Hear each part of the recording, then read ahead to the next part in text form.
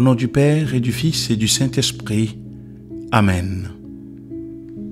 Bonjour. Nous nous inquiétons parfois de ne pas connaître la volonté de Dieu concernant telle ou telle situation précise. Mais un problème bien plus préoccupant est le fait qu'il nous arrive fréquemment de ne pas prendre à cœur la volonté de Dieu, telle qu'elle est révélée clairement dans l'Écriture. Dans le Notre Père, Jésus enseigne à ses disciples comment prier.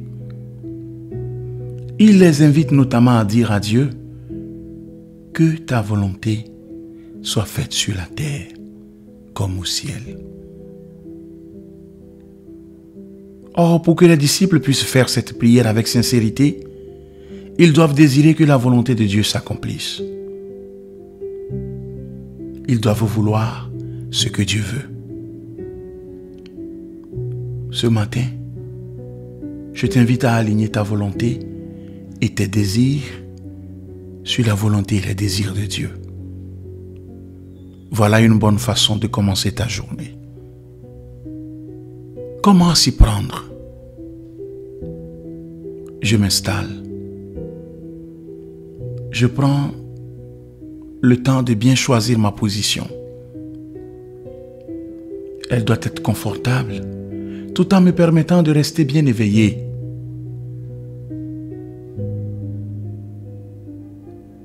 Je respire tranquillement.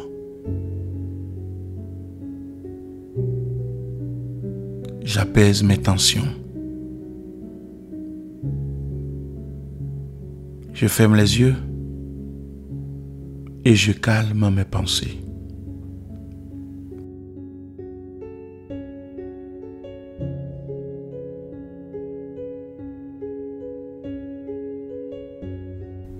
En tant que disciple du Seigneur, notre devise doit être tout pour la gloire de Dieu, c'est-à-dire comme Dieu voit, pour vivre comme Dieu veut. On peut voir les choses comme Dieu les voit à un niveau purement intellectuel, sans pour autant affectionner ce regard, sans désirer ardemment que cette vision divine se réalise.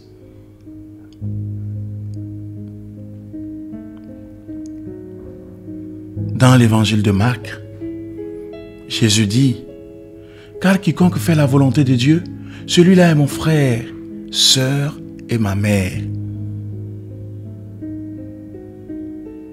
Je demande à Jésus de me donner de faire en toute chose sa volonté,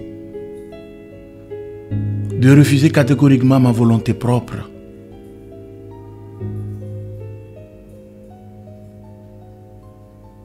L'un des plus grands ennemis de la vie chrétienne, c'est le statu quo, l'inertie.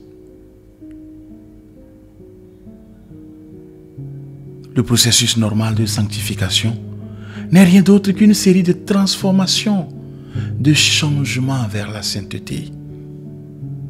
Cela implique non seulement le faire, mais encore et d'abord le vouloir. Fort heureusement, Dieu produit en nous les deux, le vouloir et le faire. Je demande au Seigneur de me conduire à vouloir ce qu'il veut, à courir l'heureux risque en matière de progrès spirituel, à passer à une vitesse supérieure.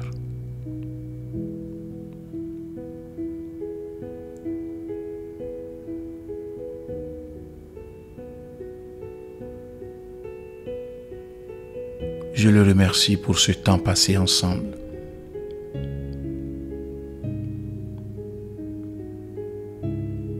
J'ouvre les yeux et je le prie en disant: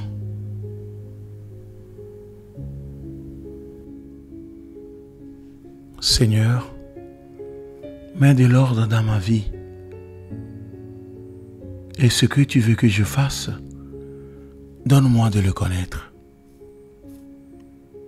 Donne-moi de l'accomplir comme il faut et comme il est utile au salut de mon âme.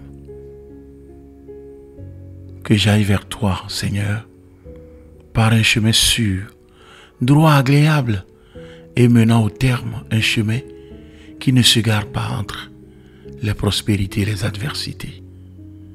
En sorte que je te rende grâce dans les choses prospères et que je garde la patience dans les choses adverses, ne me laissant ni exalter par les premières, ni abattre par les secondes.